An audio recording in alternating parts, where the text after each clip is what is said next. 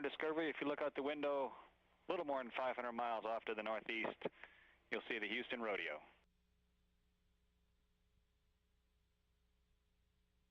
Yay! Good morning. Wish we could be there. Listen to Constable Bill Bailey and Reba.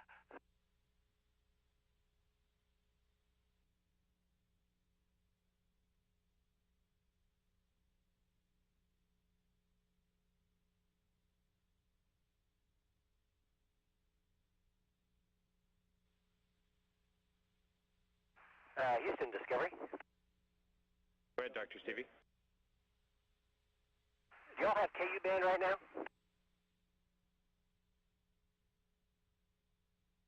Yes, sir. If you want to select the alpha camera, I'll show you Comet Hale Bop. And we're watching it right now. It's showing up right in the middle. Yes, sir.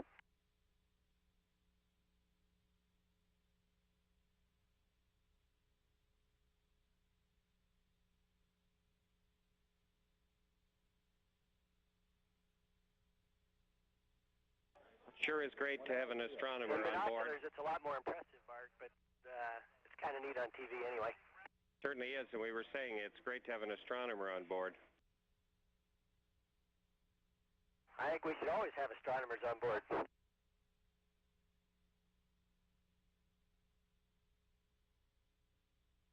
Jeff Hoffman's not here to agree with you.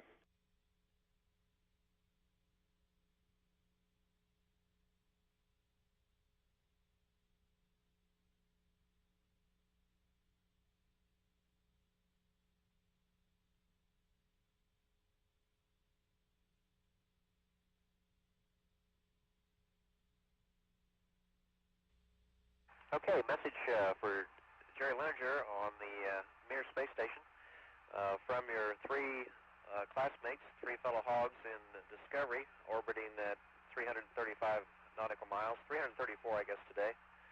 We say hi to you, Jerry, and we've been thinking about you frequently during our mission here. We wish that we were in an orbit that we could pass a little closer to each other and maybe talk a little bit, but we're very proud of all the work that you're doing there, and we're looking after your family real close. I guess they're in Russia right now, but we're keeping track of them, and we're hoping that you're doing well and all of your experiments are going well, and that you're just having a great time. We look forward to seeing you when you get back. Here's Scott. Hey, Jared, it's Doc. I hope you're having a real good time over there on that Mir Space Station. Obviously, you're doing all that great stuff to get us ready for the next generation of spacecraft we're getting ready to build. We had a blast here on the Hubble telescope mission. I got to fix a lot of stuff, so I was a happy camper. If you got anything broken on Mir, give me a holler. I'll come and fix it. I don't charge much for house calls. Here's Stevie. Hey, Jerry, it's Steve Smith calling. Joe and I had the opportunity to go out the door here a couple times on this flight, and we know you're going to be doing that in the next month or two, so I just want to tell you it's a great time, it's a good experience, and we look forward to sharing your thoughts on that.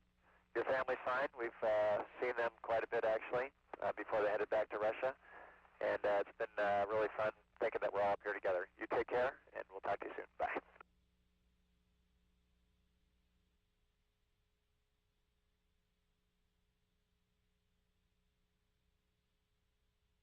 And again, the lights of Florida. That's Miami in the upper right-hand corner. You can see the Cape in the middle of the screen right now. And Orlando's the large city in the lower part of the screen going out of view.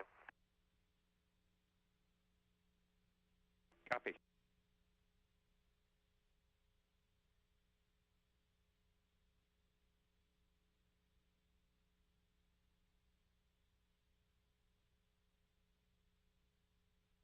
And the lower left-hand corner of this picture is Long Island in New York. You can see it quite clearly. Sox can almost see the darkness of Central Park with some binoculars.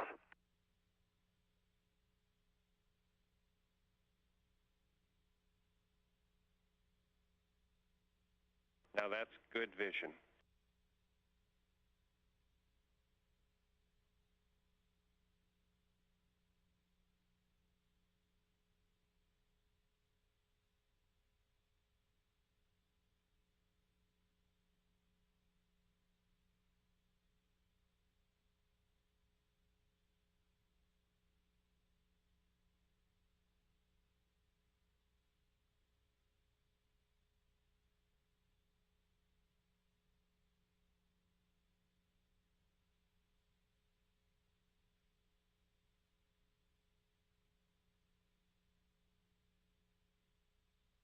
Hey, Kevin, the entry messages are coming in the tips, and go ahead. Okay, well, we're waiting for the tips to spit out the messages. The weather for the Cape tomorrow is looking fairly good. Some scattered clouds at low and high altitudes. Our only concern right now is possible showers inside the box, but we think we have a good chance of getting into Kennedy. Edwards is also looking good. Obviously tomorrow as it gets daylight, we'll evaluate the weather and see exactly what our options are. But right now we think we have a good chance of bringing you down to the prime place tomorrow.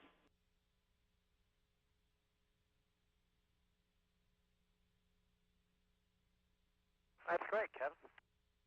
And just for info, the winds at this time of the year at KSC are pretty light at high altitude, 30 to 40 knots. And of course, out of the west, they're out of the northwest at Edwards, run around 75 knots.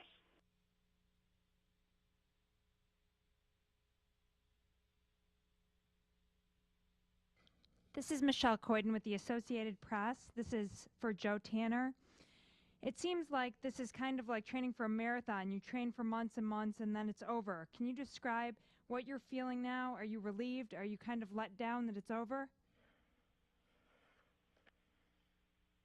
Well, no, I'm not let down at all, and we're having a great time still, and yes, a little relieved that everything went so well, and I mean, we had hoped it would go this well, and it's just it's a sense of accomplishment for the whole team on the ground and in the orbiter here that everything went as well as it did. And no, I'm not feeling what my brother and I refer to as big meat let down at all. I'm still really pumped up and probably will be for a long time.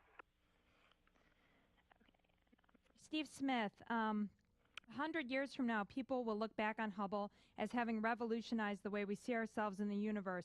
How do you feel about having a part in that? Well, it's been a great honor to be a part of this. We'd always heard that Hubble was just a fantastic machine, and to actually be able to put our hands on it and work on it has been very special. I think it's going to be one of the fondest memories of my not only my career as an astronaut, but of my whole life.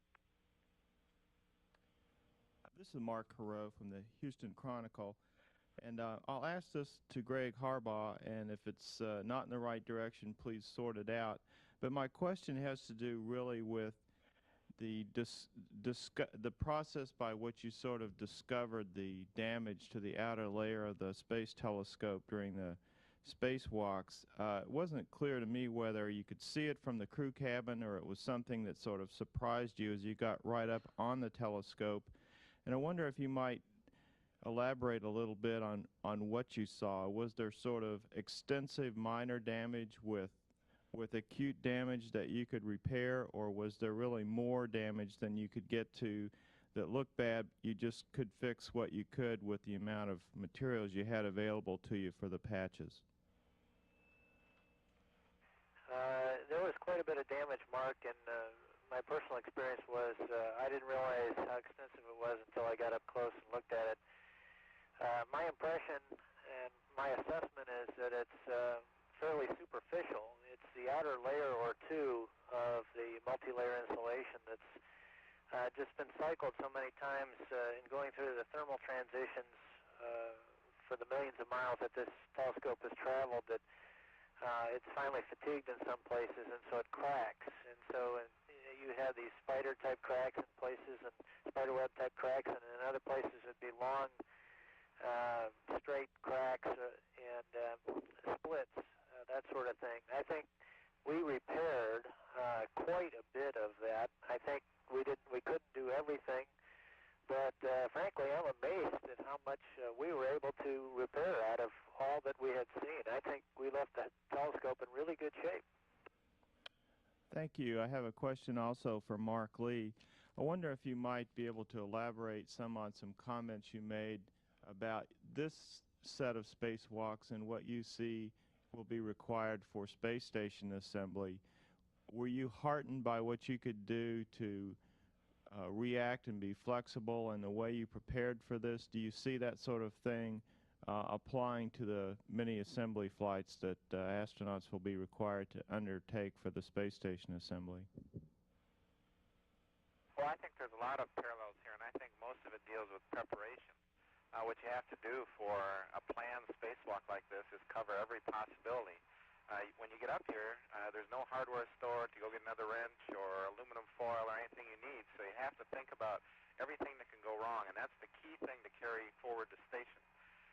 So we're going to talk a lot about planning when we get back. The other thing is we had a lot of space station tools up here, our pistol grip tool, our power tool, a lot of the handrails that we have, other components, our space station era tools. So they were great, and I'm very confident about our ability to build space station. And in fact, you know, 4 of the spacewalkers here today will probably take part in that. So we've got the experience to carry forward to station. This is Michelle Coyden again for Greg Harbaugh. What went through your mind when it looked like there might be a 6th spacewalk? Yeah. Can you elaborate? I think that kind of speaks for itself. We had such a great time on the first 2. The third would have been icing on the cake.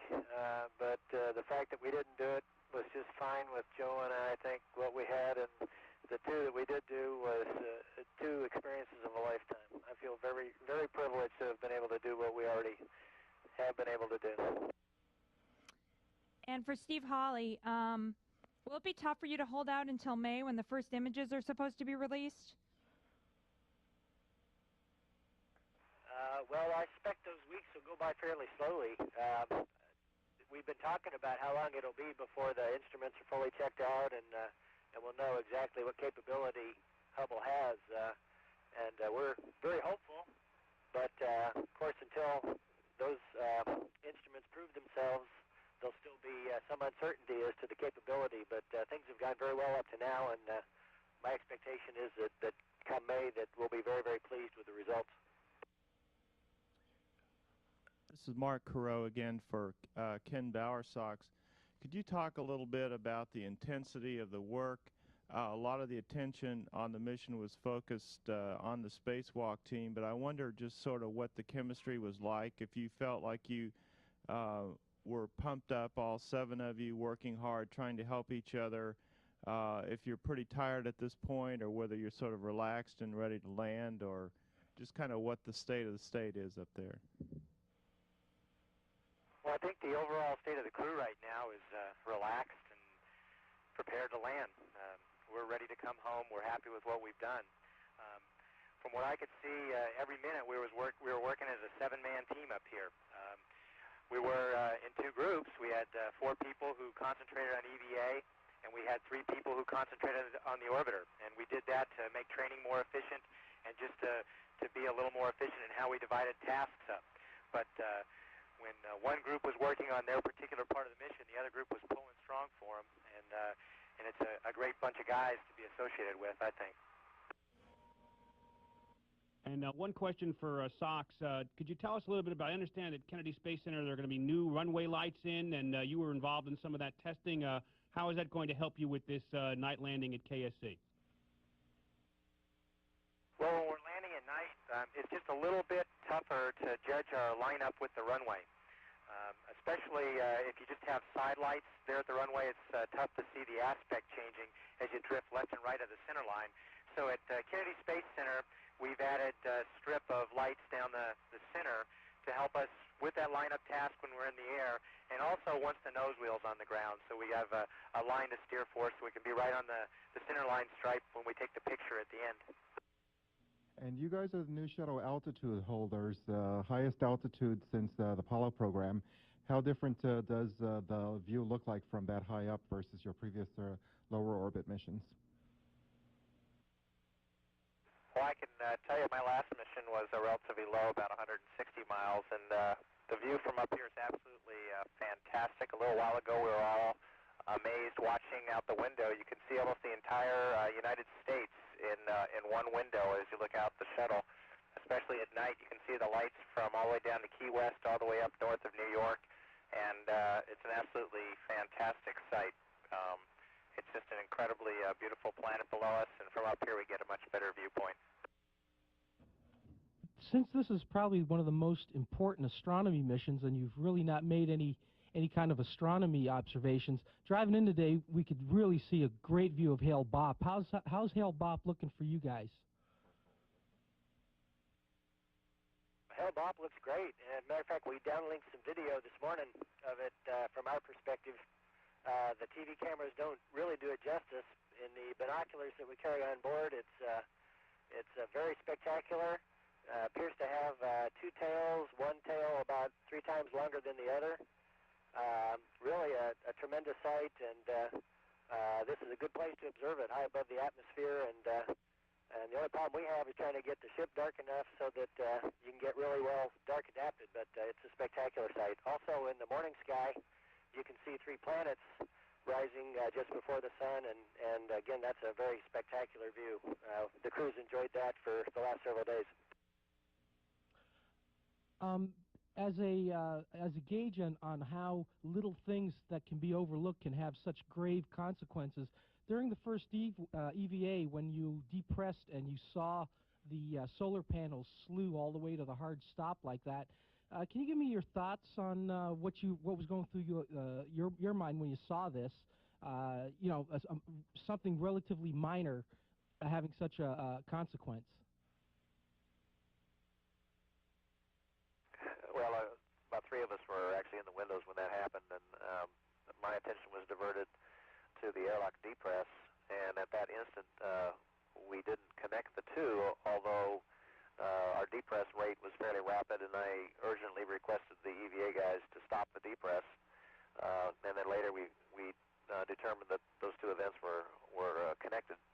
But our first thought was, hey, this cannot happen. The solar arrays cannot move that fast.